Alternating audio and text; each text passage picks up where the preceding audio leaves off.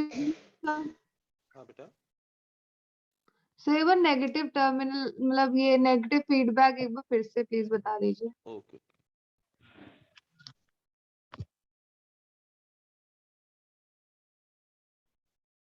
हमने तुम्हें बताया ये एक डिवाइस है, इसमें हम x इनपुट दे रहे हैं, ठीक है, y आउटपुट आ रहा है, इसका गेन a है। यहां हमने एक आउटपुट और इनपुट के बीच में एक फीडबैक कनेक्ट किया।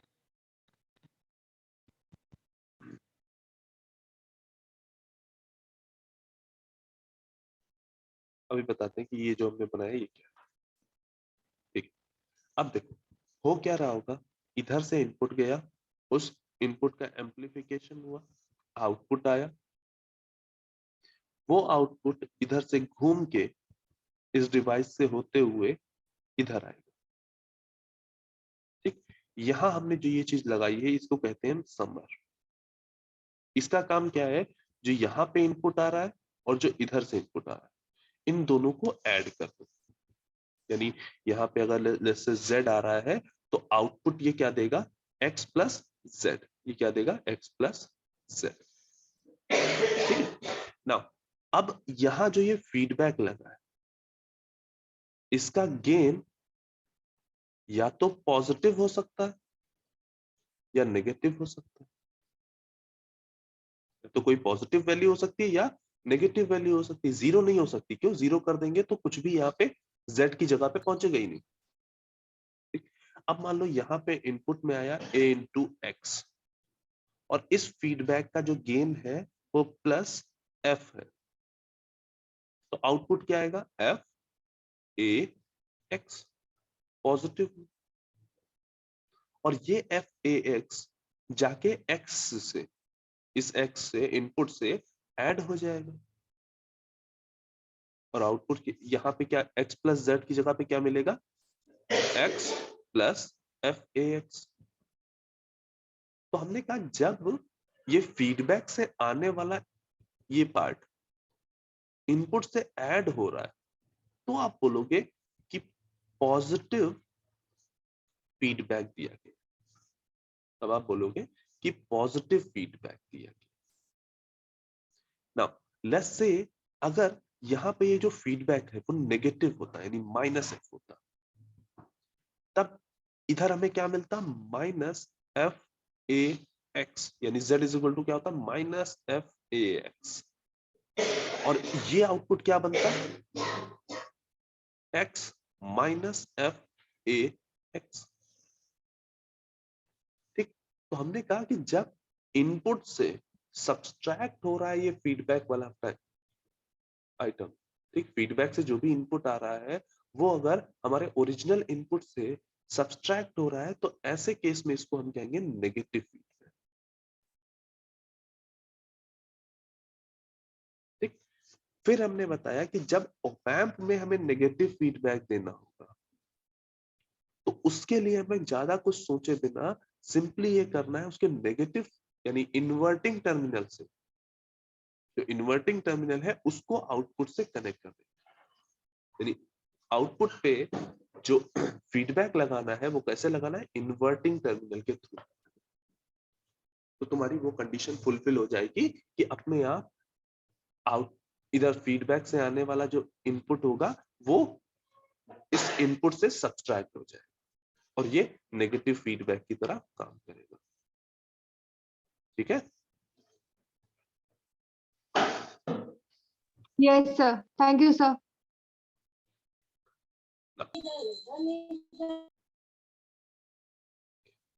अब हम आते हैं अपनी पहली एप्लीकेशन। पहली एप्लीकेशन क्या है, नॉन इन्वर्टिंग एम्पलीफायर।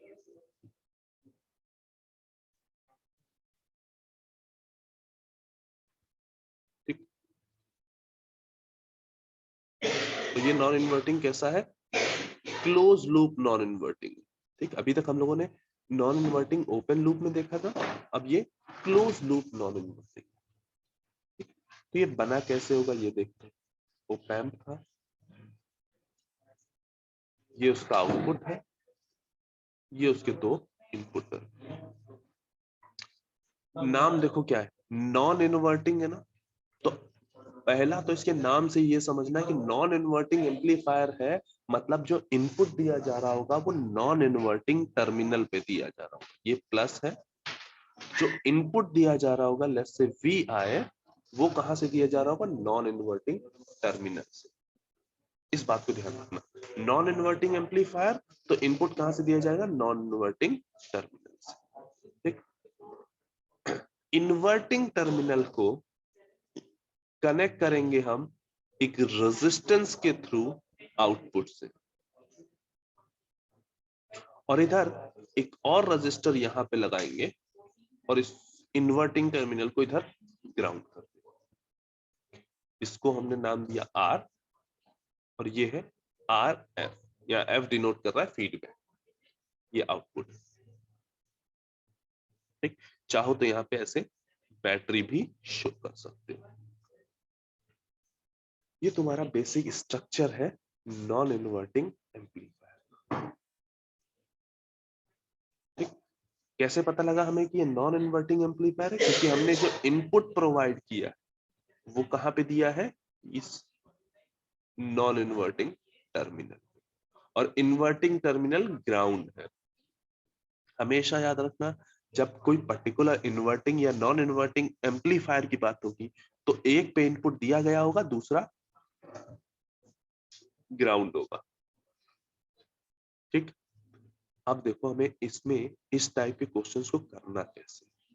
ठीक, यहां से तुम्हें क्वेश्चन सॉल्व करने की भी टेक्निक समझनी है, साथ में तुम्हें इसका गेन फाइंड आउट करने की भी टेक्निक समझनी है। अब देखो, ये तुम्हारा नॉन इन्वर्टिंग टर्मिनल है, और ये वाला जो टर्मिनल है ये तुम्हारा इन्वर्टिंग टर्मिनल है। लेट्स से इसको हमने कहा ए और इसको हमने कहा बी।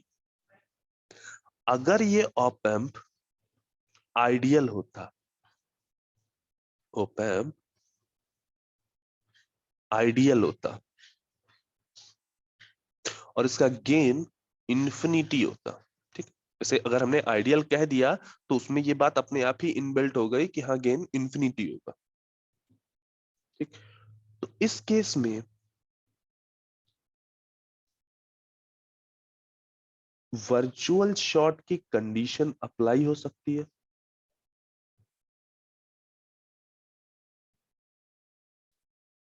वर्चुअल शॉर्ट की कंडीशन अप्लाई हो सकती है, दैट मींस इस टर्मिनल का वोल्टेज और इस टर्मिनल का वोल्टेज इक्वल हो जाएगा, वी ए और वी बी इक्वल हो सकते हैं। इस बात को ध्यान से समझना। देखो, हमने तुम्हें वर्चुअल शॉर्ट में क्या बताया था कि इन्वर्टिंग टर्मिनल यानी ये वाला पॉइंट जहां तक सीधे वायर से कनेक्टेड है, उन सब पॉइंट्स की वोल्टेज इन सब पॉइंट्स के वोल्टेजेस से इक्वल रहेगा, ये वाला।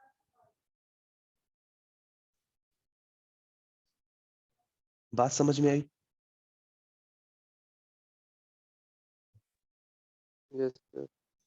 ठीक, अब ध्यान से देखो, ये जो वीबी वोल्टेज है ये किसके बराबर होगा, देखो इधर साइड ग्राउंड है, ये ग्राउंड है, जीरो। ठीक, वोल्टेज सोर्स है वी आई। ठीक, और अगर हमें इस टर्मिनल और ग्राउंड के बीच में वीबी क्या है, वीबी क्या है, इस बी टर्मिनल, ये बी टर्मिनल और ग्राउंड के बीच में जो पोटेंशियल डिफरेंस है उसी को तो हम वीबी कहते हैं। हमने हमेशा ये बात डिस्कस की कि जब भी टर्मिनल वोल्टेज मेजर करना है तो हमें ग्राउंड के रिस्पेक्ट में मेजर करना है, यानी बी और ग्राउंड के बीच में जो पोटेंशियल है वही वैल्यू है वीबी।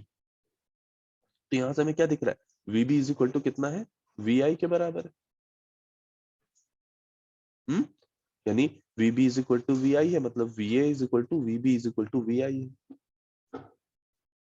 पहली चीज जो तुम्हें हर ऑप एम्प सर्किट को सॉल्व करने के लिए करनी है वो ये कि दोनों टर्मिनल देखो और उन टर्मिनल्स का वोल्टेज देखो। उसके बाद अब देखो, एक करंट यहां फ्लो हो सकती है, लेट्स से इसको हमने कहा आई बी वन। एक करंट यहां फ्लो हो सकती है, हमने कहा आई वन। एक करंट यहां फ्लो हो सकती है आई, ठीक ना। अब इस नोड पे केसीएल लगाओ, इस नोड पे केसीएल लगाओ। I1 अंदर आ रही है, IB1 बाहर जा रही है और IF भी बाहर जा रही है। मतलब by KCL at node A, I1 is equal to IB1 plus IF। इसमें किसी को कोई दिक्कत?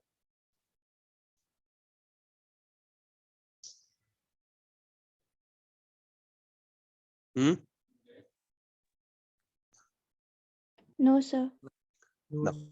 No, अब sir. देखो, No, sir. No, okay, sir. अब देखो ये जो IB1 है ये डायरेक्टली हमारे इन्वर्टिंग टर्मिनल में फ्लो होने वाली करंट है। और हमने बताया भाई आइडियल ऑप एम्प है तो उसका जो इंटरनल रेजिस्टेंस होता है वो होता है इंफिनिटी। इस वजह से इन्वर्टिंग टर्मिनल पे कोई करंट फ्लो हो नहीं सकती। IB1 इज इक्वल टू 0 होगा। क्यों?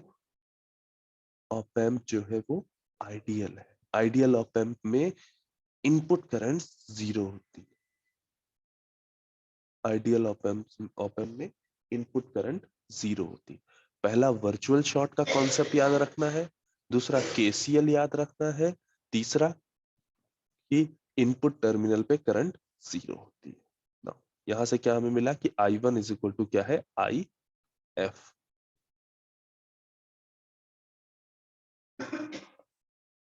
ओके, अब ध्यान से देखो, एक रेजिस्टेंस है अगर R,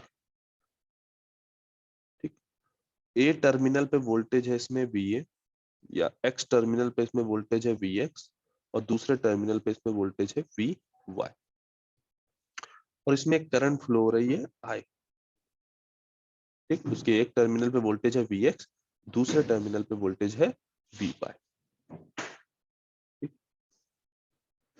ओम्स लॉ की हेल्प से हम ये कह सकते हैं ना कि V is equal to IR होता है। और ये V क्या है?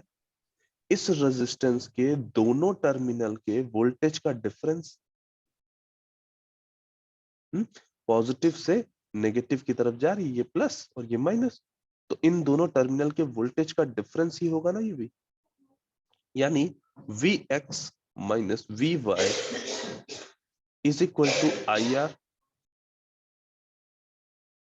या ये कह सकते हैं I is equal to R, sorry, VX minus VY upon R।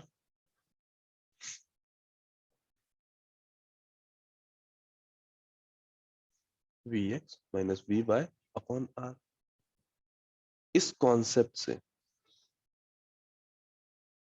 ठीक, इस कॉन्सेप्ट की हेल्प से अगर हम सोचे यहाँ पे इस टर्मिनल का वोल्टेज देखें, जैसे ए बी हो चुका है, ये X है और ये A, X और A के बीच में रेजिस्टेंस लगा है, उसमें करंट फ्लो हो रही है I1। करंट की डायरेक्शन है अंदर की ओर, यानी इधर साइड पे पॉजिटिव होगा, इधर साइड पे नेगेटिव होगा। तो Vx minus VA upon R I1 के बराबर होगा। I1 किसके बराबर होगी यहाँ? I1 इज इक्वल टू क्या होगा, Vx minus VA upon R, जहां पे Vx की वैल्यू क्या है, 0। Vx जो है डायरेक्टली ग्राउंड से कनेक्टेड है, तो टर्मिनल वोल्टेज Vx का कितना है, 0। तो I1 की जगह पे हम क्या लिख सकते हैं, 0 minus VA upon R is equal to, IF के लिए क्या लिख सकते हैं, ये प्लस है और ये माइनस, VA, ठीक है। देखो यहां से यहां तक शॉर्ट है, तो VA minus V not upon RF, VA minus V not upon RF, correct. अब इस VA को हम रिप्लेस कर सकते हैं VI से, that gives minus V I upon R is equal to V I minus V naught upon R F.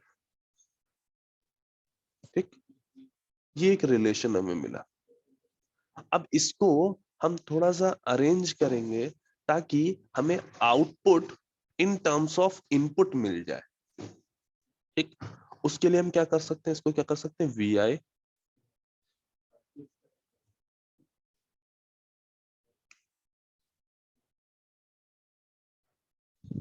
इस R F को इधर ले जाए, क्या हो जाएगा, minus R F upon R into V I. इधर क्या आएगा, V I minus V naught. थोड़ा सा और अरेंज करेंगे,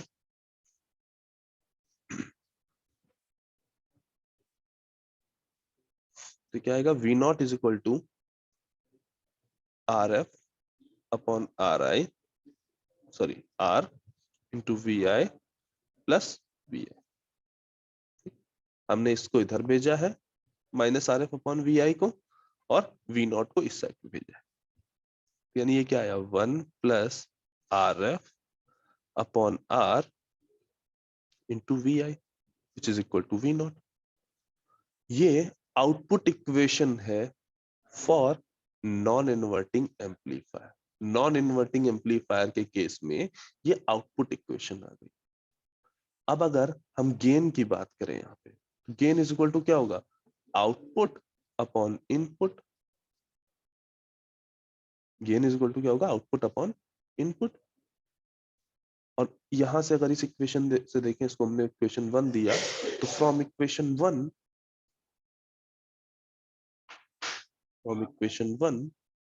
गेन इज इक्वल टू क्या हो जाएगा, 1 plus R F upon, sorry 1 plus R F upon R. सभी लोग अपनी अटेंडेंस मार्क करते जाओ, और यहां तक में नॉन इन्वर्टिंग एम्पलीफायर तक में किसी को कोई दिक्कत हो तो वो अपना डाउट क्लियर कर लो। हर क्वेश्चन में तुम्हें यही कैलकुलेशन करनी है, यही स्टेप्स याद रखने हैं। पहला, वर्चुअल शॉर्ट, एक कॉन्सेप्ट वर्चुअल शॉर्ट का। दूसरा, केसीएल का कॉन्सेप्ट। ठीक, तुम्हें क्या करना है, सारी करंट यहाँ पे शो करनी है अपने मन से। अगर फिगर में नहीं भी है तो भी अपने मन से यहाँ करंट शो करनी है, और उनके बाद केसीएल लगाना है। केसीएल के बाद फिर ये वाला कॉन्सेप्ट कि आइडियल ऑप एम्प में इंटरनल करंट 0 होती है।